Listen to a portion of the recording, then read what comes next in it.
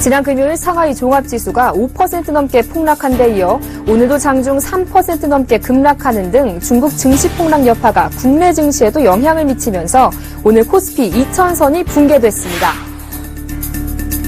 최근 주택 가격이 주춤하면서 주택시장이 전국적으로 조정 국면에 들어갔다는 분석과 최근 주택시장 상황은 숨고르기일 뿐 집값 상승세는 쉽사리 꺾이지 않을 것이라는 주장이 팽팽히 엇갈리고 있습니다. 카카오뱅크와 K뱅크가 인터넷은행 예비인가를 받았습니다.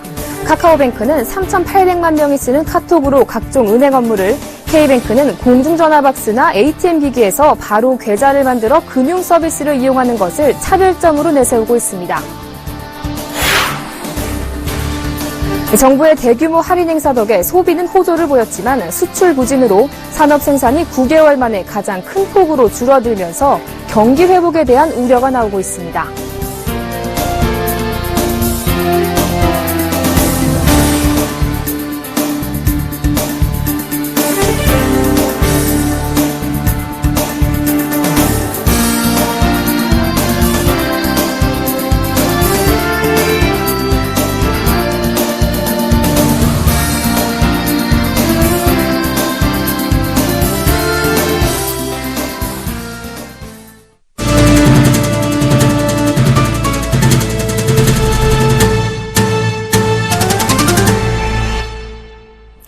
여러분 안녕하십니까? 30일 월요일 생경제연장 오늘의 주요 뉴스입니다.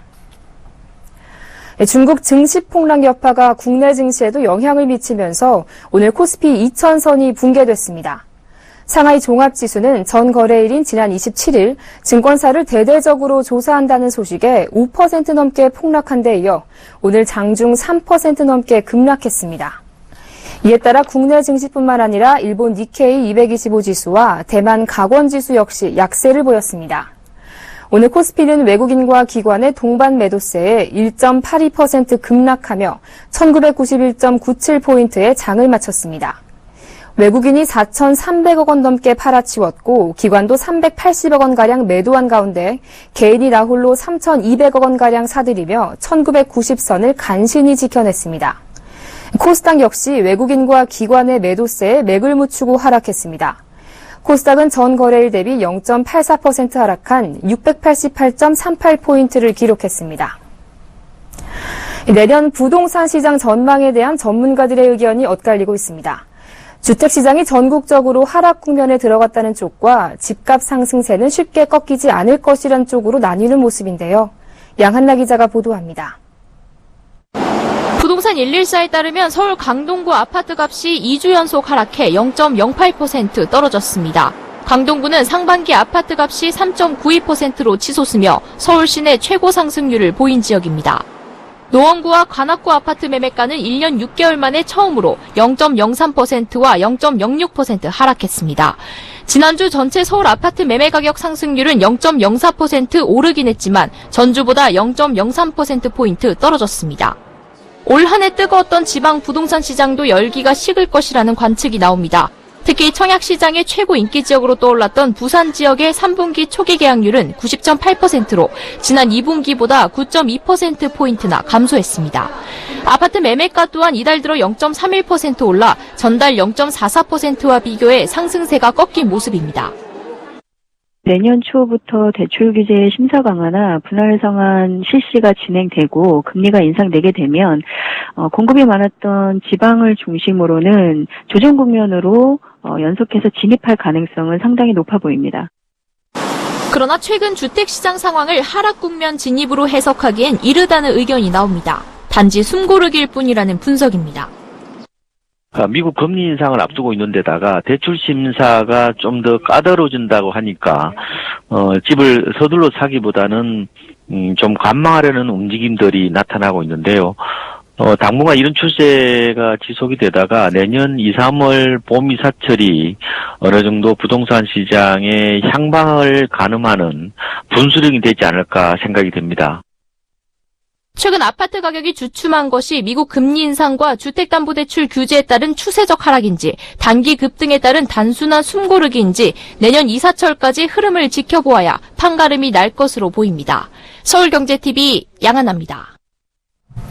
국내 주택시장의 공급 과잉이 우려되는 가운데 해외 투자은행들이 내후년부터 우리나라 주택 경기의 둔화가 시작될 것으로 전망했습니다. 국제금융센터는 오늘 해외 투자은행들의 전망을 취합한 결과 국내 부동산 경기가 내년에 정점에 도달한 후 공급 증가와 대출 규제 영향으로 2017년부터 둔화될 것이라는 의견이 많았다고 분석했습니다. 크레디트 스위스는 신규 분양 물량이 주택시장의 수급 불균형을 초래해 가격 하락을 압박하는 요인으로 작용했다며 2017년부터 국내 주택 가격의 상승세가 둔화될 것으로 내다봤습니다.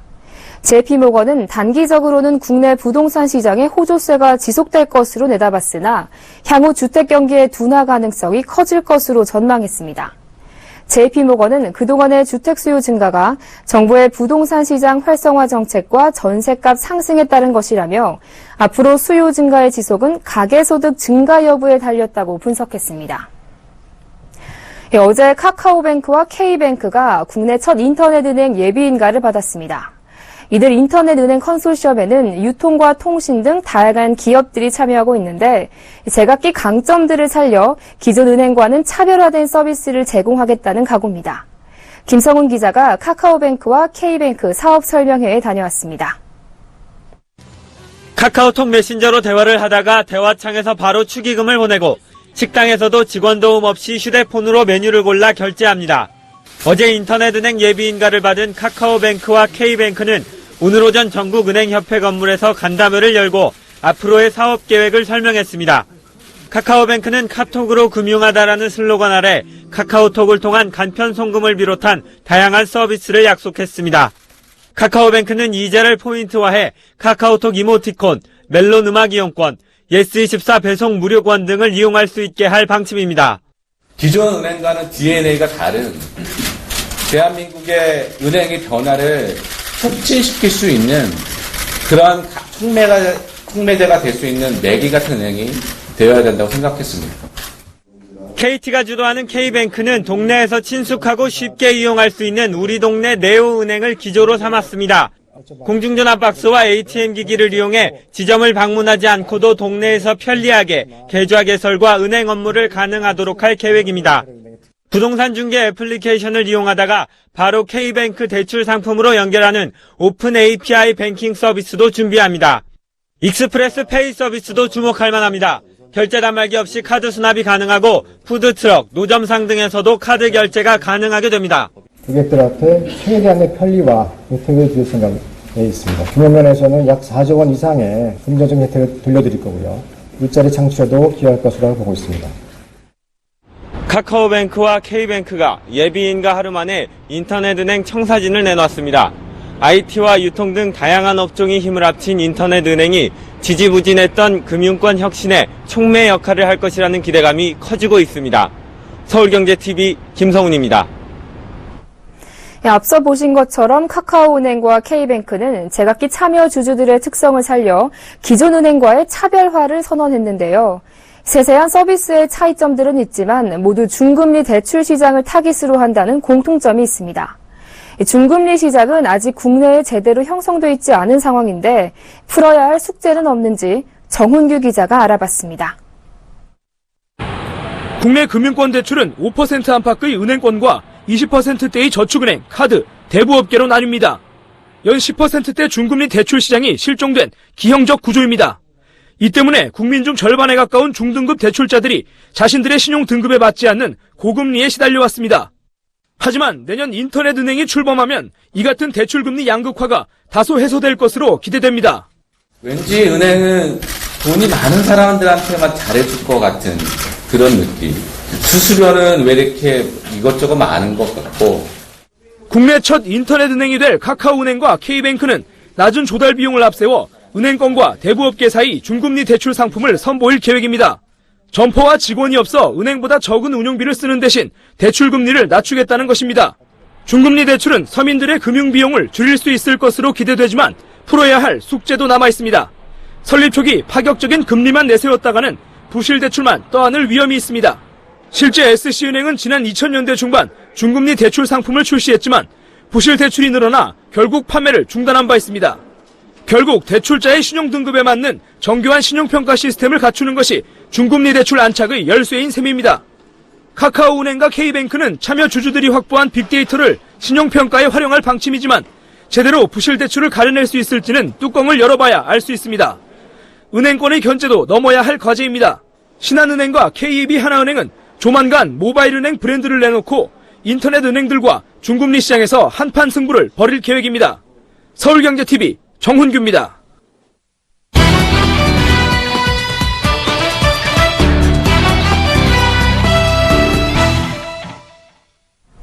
네, 앞서 보셨듯이 인터넷은행 사업자 선정을 마쳤는데요. 인터넷뱅크가 내년 하반기 본격 영업을 시작한다고 하는데 소비자와 은행권에 어떤 영향을 미칠지 보도국 이보경 기자와 함께 알아보겠습니다. 안녕하세요. 안녕하세요. 사실 요새는 은행 지점에 직접 가는 사람들이 많지는 않은데 지금 이번에 인터넷 전문 은행이 기존 은행들의 그 인터넷 뱅킹과는 어떻게 다른지 좀 설명해 주시죠. 네. 인터넷 뱅킹과 인터넷 은행 가장 큰 차이는 처음부터 끝까지 모든 업무를 인터넷으로 한다는 점입니다. 인터넷 은행 지점에 가지 않고 인터넷 모바일 등 온라인만으로 예금 대출 등 모든 은행 업무를 볼 수 있게 되는 것인데요. 기존에는 통장을 개설할 때에는 은행에 가서 해야 하지 않았습니까? 그런데 이제는 가입 서류를 인터넷으로 제출을 하고 화상통화나 공인인증서 인증 등으로 본인 확인을 받으면 계좌를 열 수가 있습니다. 또 영업시간도 기존 은행이 평일 9시부터 오후 4시까지 이용할 수 있었던 반면에 365일 24시간 언제든지 어디서나 은행 업무를 볼 수 있다는 점이 달라지는 부분입니다. 뿐만 아니라 앞서 리포트에서 보셨듯이 중금리 대출 제공과 빅데이터를 활용한 개인 맞춤형 추천 서비스 등 기존 인터넷 뱅킹과는 다른 여러 차별화 서비스가 나올 예정입니다. 네, 기존 은행들이 이런 변화에 대해서 촉각을 곤두세우고 있을 것 같은데요. 업계들의 반응은 어떻습니까? 네, 그렇습니다. 기존 은행들이 바짝 긴장을 하고 있는데요. 우선 국민은행이나 우리은행 같은 경우 이번 인터넷은행에 참여를 했기 때문에 유리한 고지에 올랐다는 평가를 받습니다. 반면에 인터넷 전문은행 컨소시엄에 참여하지 못한 은행들은 대응책 마련에 분주한데요. 우선 다음 달에 신한은행은 써니뱅크, KB하나은행은 원큐뱅크, 그리고 농협은행은 NH디지털뱅크라는 모바일뱅크 브랜드를 각각 출시합니다. 또 부산은행도 롯데그룹과 협력해서 금융과 유통을 결합한 비뱅크를 내년 초에 선보입니다. 또 시중은행들은 인력 부문이나 조직 부문에서도 변화가 예상되는데요. 인터넷은행이 인건비나 지점 운영비를 획기적으로 줄여서 마켓시어를 늘려가게 되면 기존 은행들도 역시 효율 경영을 위해서 은행 조직을 슬림화할 것이라는 예측입니다. 네, 그렇다면 앞으로 인터넷은행의 전망은 어떻습니까? 이 장밋빛 전망만 있진 않더라고요. 네, 그렇습니다. 장밋빛 전망만 이어지는 것은 아닌데요. 카카오뱅크는 모두 11개 회사가 3천억 원을, 그리고 K뱅크는 모두 21개 회사가 2,500억 원을 초기 설립 자본금으로 투자할 계획인데요. 전문가들은 이들이 이 비용을 회수하고 나서 이익을 내는 데까지 3년에서 4년이 걸릴 것이라고 내다보고 있습니다. IT 시설 구축 등에 많은 자본금이 들어가는 데다가 초기에 막대한 마케팅 비용이 필요하다는 점, 그리고 또 거액의 예금 유치가 쉽지 않고 중금리 대출 시장 공략 등으로 인해서 이익률이 높지 않을 것이라는 이유에서입니다. 전문가의 의견 들어보시죠. 당연히 중장기적으로 기술의 진보가 일어나고 하면은 어느 정도 영향이 없지는 않겠지만 지금 당장 은행의 손익에 영향을 미친다거나 경쟁하는 구도로 가는 것은 쉽지 않다고. 네, 그런데 법적인 어려움도 있다고 하더라고요. 지금 이 시행까지 어떤 문제들이 있는 거죠? 네, 카카오뱅크의 경우에 카카오 지분이 10%고요. 그리고 의결권은 4%에 그치는 수준입니다. 무늬만 카카오은행이 된 모양새인데요. 이런 구조는 비금융 주력자의 은행 지분 소유와 의결권을 제한한 은산분리 원칙 때문입니다. 현재 비금융 주력자의 은행 지분 보유는 10%를 넘지 못하게 되어 있습니다. 그런데 이렇게 해서는 금융개혁을 목표로 하는 이번 인터넷은행의 의미를 갖기 어렵다는 거죠. 이를 해결하기 위해서 금융위원회는 산업자본의 인터넷은행 지분 보유를 확대하는 내용으로 은행법 개정을 추진하고 있습니다. 은산법이 통과가 된다면 카카오가 최대 주주고 그리고 한국금융지주가 2대 주주가 될 것이라고 밝혔지만요. 야당이 반대를 하고 있어서 전망이 밝지만은 않은 실정입니다.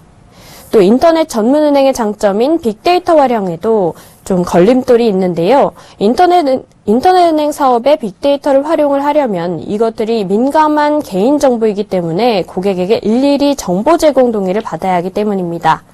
여기에다가 은행과 카드, 증권과 보험 등 고객의 금융정보 자산을 이용하는 것도 기존 금융기관들이 동의를 해야 가능한 상황입니다. 또 해외에서는 어떤지가 궁금한데요. 우리나라는 이제야 인터넷은행 도입을 추진하고 있지만 사실 해외에서는 이미 오래 전부터 인터넷은행 사업이 벌써 활발하게 진행이 되고 있는데요. 그걸 좀 참고하면 또 앞으로 인터넷은행 전망에도 도움이 될 것 같은데요. 네, 그렇습니다.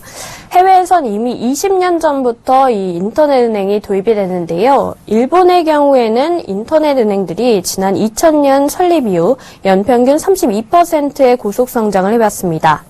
점포와 종이 통장이 없는 저비용 구조로 가격 혁신을 일으킨 것이 일본 인터넷은행의 성공 요인인데요.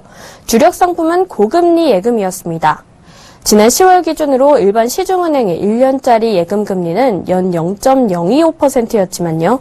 인터넷은행 금리는 연 0.09%에서 0.2%로 일반 은행의 최대 8배에 달했습니다. 출범 7년 만에 고객 30만 명을 모은 독일의 피도르 은행의 경우에도 1분 안에 대출을 해준다는 것이 핵심 경쟁력이었습니다. 199유로를 6개월간 대출해주는 이멀저시론의 경우에 대출 절차가 60초 안에 끝납니다. 이외에도 프랑스 헬로뱅크, 미국 찰스 슈왑은행 등 낮은 수수료와 높은 이율, 그리고 편의성을 바탕으로 특화된 금융 서비스를 제공하면서 개인 자금을 흡수해 나가고 있습니다. 카카오뱅크와 K뱅크가 차별화를 위해서 참고해야 할 것으로 보입니다. 네, 주가도 좀 들썩였을 것 같은데요. 오늘 인터넷뱅크 관련주들 어떤 모습 보였습니까?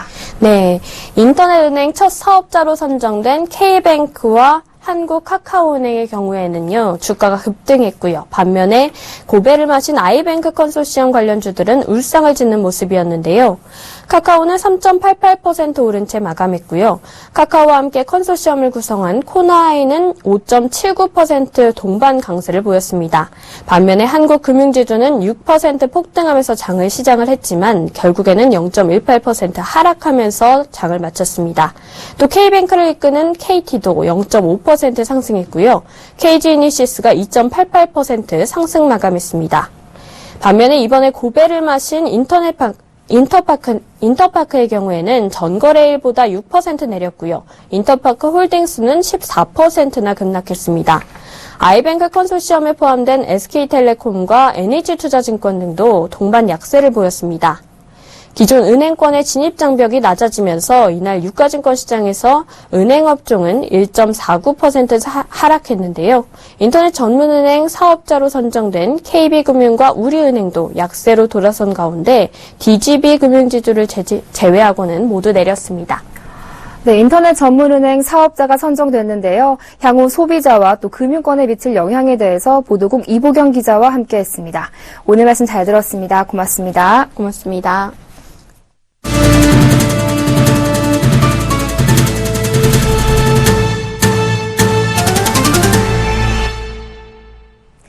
지난 6월 이후 증가세를 이어오던 전체 산업 생산이 지난 10월 다시 감소세로 돌아섰습니다. 경기 회복에 대한 우려가 나오고 있는데 수출 부진에서 탈출하는 것이 관건이란 지적입니다. 조주희 기자가 보도합니다. 지난 10월에 전체 산업 생산이 전월 대비 1.3% 감소하며 9개월 만에 가장 큰 폭으로 줄어들었습니다. 올해 1월 마이너스 1.9% 이후 가장 낮은 수치입니다. 증가하던 산업 생산이 5개월 만에 마이너스로 돌아선 것은 부진한 수출 때문입니다. 10월 수출은 작년 같은 달보다 15.9% 줄었는데 이는 글로벌 금융위기 발생 직후인 2009년 8월 이후 6년 2개월 만에 가장 크게 감소한 것입니다. 수출 부진으로 생산의 핵심 부분인 광공업 생산도 전월보다 1.4% 줄었습니다. 전문가들은 중국 경기도나 파리 테러 등 대외 여건도 여전히 좋지 않기 때문에 수출 전망은 여전히 어둡다고 지적하고 있습니다. 중국이라든지 또 엔화 약세로 수익성이 높아진 일본 기업과의 경쟁도 점점 더 치열해지면서 앞으로 우리 수출이 과거처럼 그 성장을 이끌어가는 그런 힘이 떨어질 것으로 생각됩니다. 생산이 부진한 반면 정부가 대규모 할인 행사를 독려한 덕에 소비는 계속해서 호조를 보였습니다. 소비 동향을 짐작할 수 있는 소매 판매는 10월에 전월보다 3.1% 늘며 2011년 4월 이후 57개월 만에 가장 큰 증가폭을 나타냈습니다. 정부 주도였던 코리아 블랙 프라이데이가 끝난 후에도 민간 주도 할인 행사인 K-세일데이가 이어지면서 소비자 심리가 메르스 사태 이전 수준을 회복한 것으로 보입니다. 서울경제TV 조주희입니다. 다음 달 1일부터 개인 신용평가를 할 때 신용카드 현금 서비스 한도 소진율을 제외하는 방향으로 개인 신용평가 관행이 개선됩니다. 현금 서비스 한도 소진율은 카드 소비자가 한 달간 이용 가능한 한도 대비 이용액의 비율입니다. 신용조회회사는 그동안 개인 신용등급을 산정할 때 현금 서비스 한도 소진율이 높을수록 신용등급 산정 시 낮은 평점을 부여했습니다. 그러나 이 같은 신용평가 방식은 소비자가 현금 서비스 이용 한도를 일부러 낮게 설정한 경우에도 한도 소진율이 그대로 신용평가에 반영됐다는 점에서 현금 서비스 한도 소진율을 개인 신용평가에 활용하는 것이 문제가 있다는 지적을 받아왔습니다. 다만 현금 서비스 이용액은 여전히 신용등급 산정에 반영되는 만큼 우량 신용등급을 유지하려면 과도한 현금 서비스 이용은 자제하는 것이 좋습니다. 올 들어 중국 시장에서 고전을 면치 못했던 현대기아차가 판매 회복세를 보이고 있습니다. 중국 시장 점유율 9% 탈환을 목전에 두고 있는데 중국이란 늪지대를 탈출할 수 있을지 주목됩니다. 김혜영 기자가 전합니다. 현대기아차가 올해 실적 개선에 걸림돌이던 중국 시장에서 막판 뒷심을 발휘하고 있습니다. 최근 2개월간 중국에서 판매 증가세를 보이자 회복 국면에 들어선 것 아니냐는 낙관론이 나오고 있는 것입니다. 업계에 따르면 현대기아차의 10월 중국 판매 대수는 15만 6,575대로 전년 동기 대비 4.7% 증가했습니다. 지난 9월에 이어 2개월 연속 늘어난 것입니다. 판매 증가에 따라 점유율도 기존 수준을 되찾을 전망입니다. 현대기아차의 지난 10월 중국 시장 점유율은 8.9%로 폭스바겐과 GM에 이어 3위입니다. 현대차는 지난 2012년 중국 시장 점유율 10.5%를 기록한 이래 2013년과 지난해 10.4%를 기록했습니다. 그러나 올 들어 경쟁업체의 파격 할인과 중국 토종 브랜드의 저가 공세에 막혀 지난 6월 시장 점유율은 7.2%까지 떨어졌습니다. 이후 7월과 8월 7.5%로 횡보한 뒤 9월 8.4%, 10월 8.9%로 상승 중입니다. 현대기아차는 현지 전략형 모델 마케팅을 강화해 중국 시장 공략에 더욱 박차를 가하고 있는 중입니다. 지난 21일 열린 2015 광저우 국제모토쇼에서 중국형 신형 아반떼와 중국형 신형 소나타 하이브리드를 최초로 선보였습니다. 특히 중국 정부의 배기량 1.6리터 이하 차종에 대한 구매세 인하 정책을 겨냥해 중국 내 출시되는 신차에 1.6리터, 1.4리터 터보 엔진 라인업을 추가할 예정입니다. 올해 하반기 들어 신형 투싼, 신형 K5 등 신차를 적기에 투입하고 가격이나 딜러 지원 확대로 판매 실적을 회복하였습니다. 내년 상반기에도 신형 아반떼와 신형 스포티지 등 현지 전략 신차를 선보여 판매 성장세를 이어나갈 계획입니다. 현대차는 내년 상반기 중국 2공장에서 생산되는 중국형 신형 아반떼를 통해 중국 현지 전략형 모델 돌풍을 이어간다는 보관입니다. 서울경제TV 김혜영입니다. 요즘 신조어로 아이와 같은 감성을 가진 어른을 키덜트족이라고 부르는데요. 어른이 되어서도 어린 시절 갖고 놀던 장난감을 취미로 가진 이들이 점차 늘면서 관련 시장도 해마다 급성장하고 있습니다. 한지희 기자가 취재했습니다. 어른 키만한 건담 로봇이 매장 가운데 우뚝 서 있습니다. 영화 속에 나오던 주인공들도 한 곳에 아기자기하게 모였습니다. 어릴 적 갖고 놀던 장난감들을 떠올리며 한동안 눈을 떼지 못합니다. 우연찮게 알게 돼가지고 왔는데 좀 아기자기하고 또 집에다 이런 거 한두 개씩 놔두면은 뭔가 기분도 좋아지고. 수십만 원을 호가하는 모터 조립 자동차들. 금방이라도 전쟁터로 출격할 듯한 전차들과 탱크, 항공모함까지 모두 키덜트족을 겨냥한 장난감들입니다. 과거 완구 매장 한 구석에 그저 눈길 끄는 용도로 있던 장난감들이 주류로 떠오른 것입니다. 마치 동화 속의 한 장면을 그대로 옮겨놓은 듯한 공간도 매장 한켠에 마련했습니다. 이곳을 찾은 고객들은 잠시나마 10년 전을 추억하며 행복감에 빠집니다. 경제력까지 갖춘 키덜트족은 씀씀이도 커 수백만 원이 넘는 고가의 장난감에도 아낌없이 돈을 씁니다. 완구에 푹 빠진 어른들 덕에 매출도 급증하면서 유통업계도 앞다퉈 매장을 확대하고 있습니다. 이 백화점은 백화점 한층 전부를 키덜트 전문 장난감 매장으로 꾸몄습니다. 주 고객층은 20대부터 40대 남성 고객이 많고요. 매출은 해마다 30% 이상 신장하고 있고요. 그 중에서도 인기 많은 상품들은 이제 건담 프라모델이나 이제 드론, RC 자동차가 인기 많은데. 국내 키덜트족은 어림잡아 10만 명 정도. 해마다 숫자가 늘면서 국내 완구 시장 규모도 지난해 1조 원대로 껑충 뛰었습니다.